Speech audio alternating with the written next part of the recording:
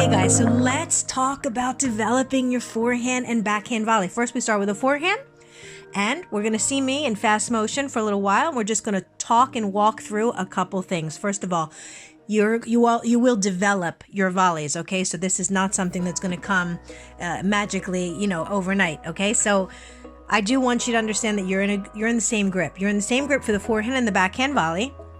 And you're always going to be bouncing up at the net. Always. When you go into your ready position, you're bouncing because you know that that ball is coming off of your opponent's strings and you are at the net and no balls bounce at the net. So you are on call. Do you know what I'm saying? Like, you are ready to react and respond. And the way to do that is to stay on your toes, because you need to be able to spring very fast. And you'll notice that as I'm bouncing around in the ready position, I spring and I turn.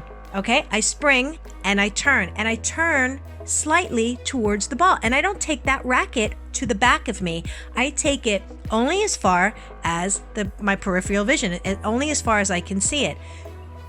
Big thing. Just like on the forehand and the backhand, we hit the ball out in front, but on the volleys, we take it further in front. And we don't take a full swing. You notice that I don't take the racket all the way back, and I don't take the racket all the way forward.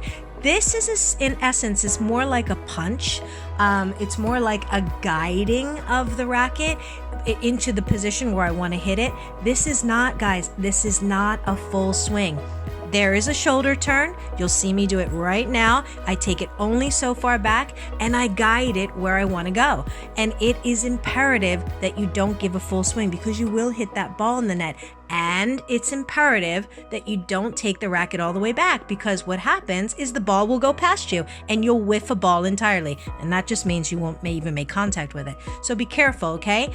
The first and foremost things that you're like, a lot of times when I would work with beginners on learning the actual feel of it, I would walk up and I would give them a high five, okay? And the high five would be just as much as I would give the string to a ball. I wouldn't give more, but you'll notice that racket face is slightly open, and you would never high five somebody with your hand open. But here, you'll notice that my racket face is slightly open, and that helps me and allows me to get the ball over the net. I'm going to give you a big tip at the end here too, but I just want you to get into the habit of bouncing on your toes back in your ready position.